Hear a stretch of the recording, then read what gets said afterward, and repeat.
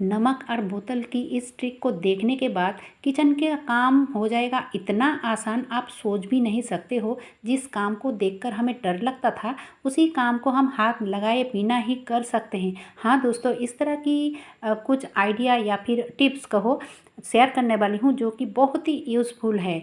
ठीक है, तो चलिए पहले टिप्स हम शुरू करते हैं। ये देखिए दोस्तों, फ्रीज़र के अंदर इस नींबू को मैंने रखा था करीब 15-20 दिन पहले।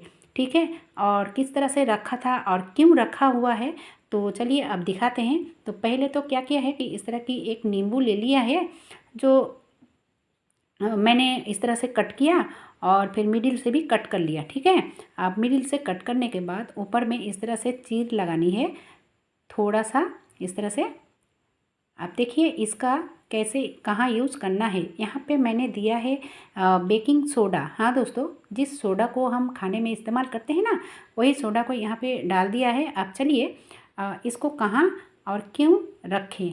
तो फ्रीज़र के अंदर मैंने इसलिए रखा है कि अगर आपके फ्रीज़र में मछली या फिर गोश्त या फिर कुछ भी आप रखते हो ना, तो कभी कभी क्या होता है ना, बैड स्मेल हो जाती है ना।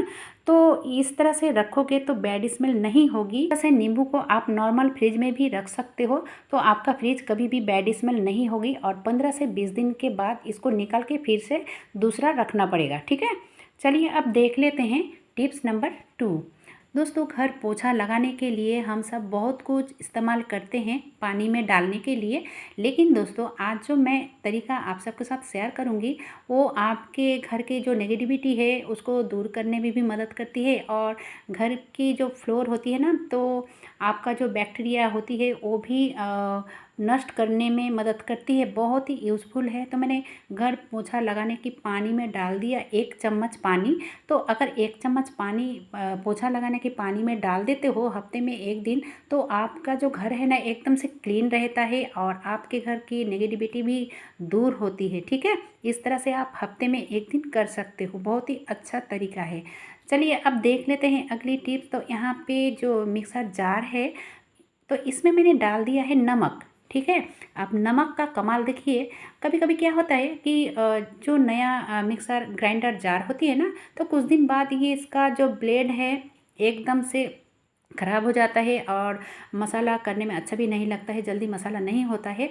तो अगर हम इस तरह से नमक डाल के 1 से 2 मिनट करीब ब्लेंड कर लेते हैं, तो देखोगे इससे जार का 2 फायदा होगी। एक तो आपका जो ब्लेड है वो धार हो जाएगी तेज। ठीक है, और दूसरा क्या है, जो ब्लेड के अंदर जो मैला है, गंदगी है या फिर बैक्टीरिया जमा हुआ रहता है, वो भी क्लीन हो जाता है। ठीक है, तो आप इस तरह से कर सकते हो। नमक कभी कभी कभी कभार ना आप नमक इस तरह से पीस लेते हो ना 1 से 2 मिनट करीब, तो आपका जार है जो लॉन्ग टाइम तक अच्छा रहता है, क्लीन रहता है और ब्लेड में भी तेज रहता है।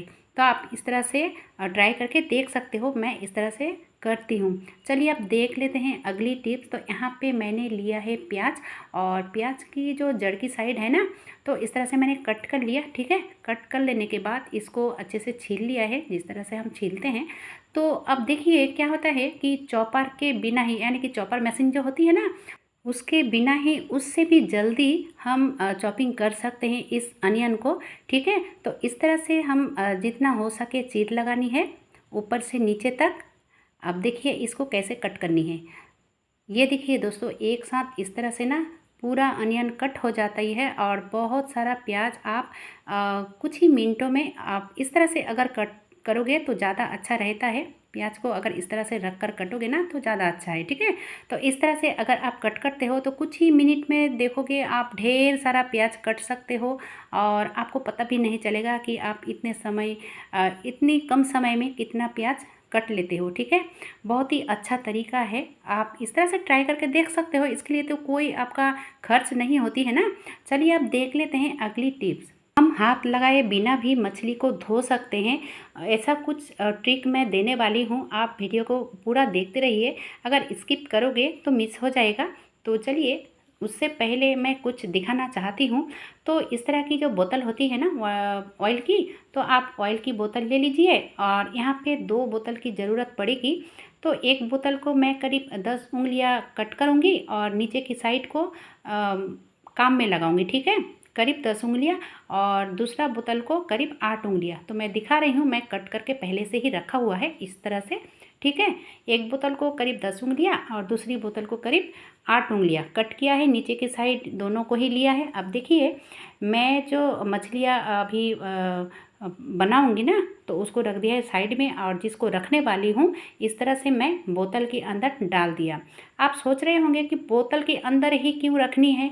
अगर देखिए दोस्तों, क्या है, कभी कभी फ्रीज़र के अंदर इतना खाने का चीज़ रहता है कि हमें जगह की कम पड़ जाती है, ठीक है। तो अगर जगह का कम पड़ जाती है तो इस मछली को कहाँ रखें। तो मेरी जैसी कि देख सकते हो यहाँ पे और भी स्पेस है, बहुत कुछ रख सकते हैं, लेकिन बहुत किसी के फ्रिज में जगह नहीं होती है। तो अगर आप बोतल में रखते हो ना, तो आप पल्ले को भी यूज़ कर सकते हो। चलिए अब देख लेते हैं अगली टिप्स। ये टिप्स तो बहुत ही धमाकेदार होने वाली है, क्योंकि जो नई नई गृहिणी है ना, तो क्या होता है कि मछली हो या फिर कोई भी चीज़ तलने के लिए डरते हैं कि हाथ जल जाए या फिर तेल की छींटे लग जाए। तो ऐसा कुछ नहीं होने वाली है आज के बाद। आप सिर्फ वीडियो को देखते रहिए, ठीक है। तो आप तवा में हो या फिर कढ़ाई में हो, कुछ भी हो, आप इस तरह से मछली को डालना पड़ता है, और इस तरह से डालोगे तो हाथ में तेल छिड़क भी सकता है। ये देखिए दोस्तों, ये जो स्पैचुला है ना, आप इसके मदद से एक एक करके इस तरह से अगर डालोगे तो इतना आसान हो जाएगा, और आपको ज़रा सा भी डर नहीं लगेगा, क्योंकि ये जो स्पैचुला है ना, इतना डिस्टेंस है कि आपके हाथों में किसी भी तरह से ऑयल नहीं छिड़केगा। बहुत ही अच्छा तरीका है, आप इस तरह से ज़रूर कीजिएगा, ठीक है। अब चलिए हाथ लगाए बिना कैसे हम मछली को धोएं। क्योंकि कभी कभी क्या होता है, मछली तो घर में लाते हैं, इस तरह से कट करके लाते हैं, लेकिन क्या होता है कि धोना तो हमें ही पड़ता है ना। तो इस तरह से छुड़ा लेते हैं जो मछली की आँस होती है। और अगर हमें हाथों में कोई दिक्कत होती है, हाथ में चोट है या फिर थोड़ा बहुत कट गया है या फिर कुछ भी हो, अगर हमें दिक्कत है ना, तो बाज़ार से अच्छे से उसको क्लीन करके लाते हैं, लेकिन धोना तो पड़ता है। नमक देने के बाद अगर हाथ में हाथ लगाना पड़ता है तो हमारे हाथों की तो दुर्दशा हो ही जाती है।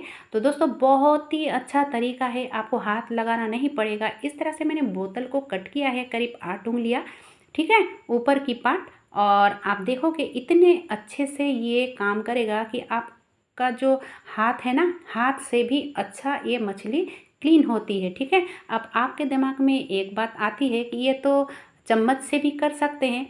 तो नहीं दोस्तों, मैं ऐसे ही नहीं बोल रही हूँ, मैं पहले ट्राई किया है, उसके बाद ही आपके साथ शेयर किया है, ठीक है। आपके भले के लिए, आपके अच्छे के लिए मैंने इस ट्रिक को आजमाया है, उसके बाद ही आप सबके साथ शेयर किया है।